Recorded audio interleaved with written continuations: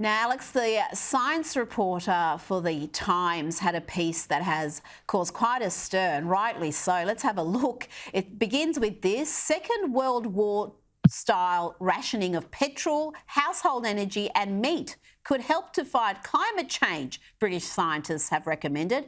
Researchers from Leeds said the rationing would help countries to cut their carbon emissions rapidly and fairly, even though it was often seen as an unpalatable option. I wonder why. And there was also this, it doesn't stop there. The researchers said rationing is often seen as unattractive and therefore not a viable option for policymakers. It is important to highlight the fact that this was not the case for many of those who had experienced rationing. It is important to emphasise the difference between rationing itself and the scarcity that rationing was a response to. I mean, this is just incredible. They're not only advocating for rationing, but they're saying that people will like it, people will accept it. It's wrong to presume that people are going to be offended by rationing. What do you make of this? You know, there's this really good memes on Twitter that go, how it started, how it's going. And, you know, how it started was, hey, fighting climate change with green energy, we're all going to get richer. And then it's, no, we'll have to take a hit. And now it's, no, you're going to have rationing. It's going to remind you of the Soviet Union. And then next it's going to be, you're just going to have to die, right? Which is the obvious end road of it. Because the whole problem, as I talk about in my book, Fossil Future, is the goal of this movement is really eliminating our CO2 emissions at all cost and ultimately eliminating our impact on Earth.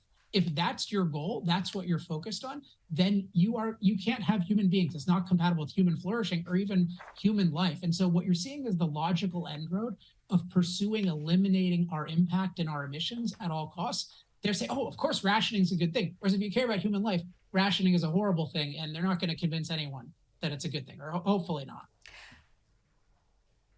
That is, but I do worry that people will accept it, because we saw how they accepted the most illiberal, sometimes illogical restrictions during COVID, where That's true. No rule was too radical for some to fully embrace. And we saw it right here in Melbourne, where we had the world's longest period of lockdown, 6 lockdowns in total.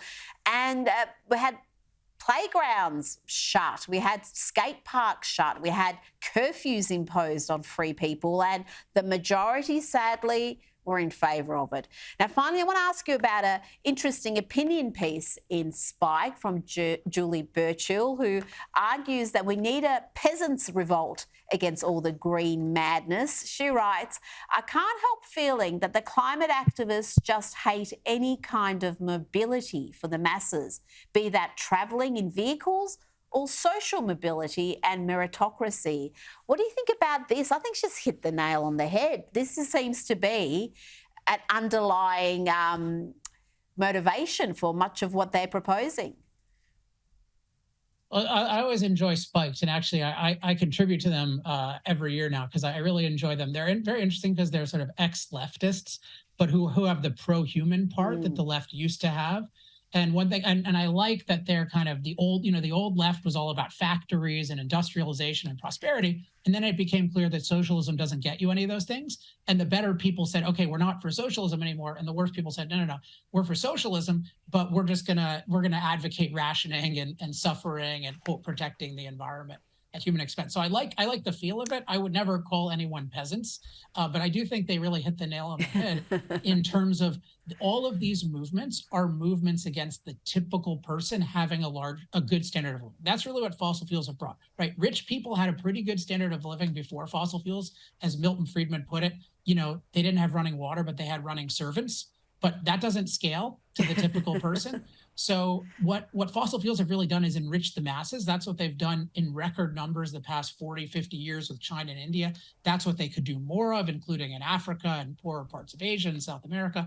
And what the anti-fossil fuel movement is trying to do is they're trying to stop that. Whether some of the members know it, some don't, but that's what they're doing, is they're stopping typical average people from being empowered to have mobility and everything else most of us take for granted in the wealthy world.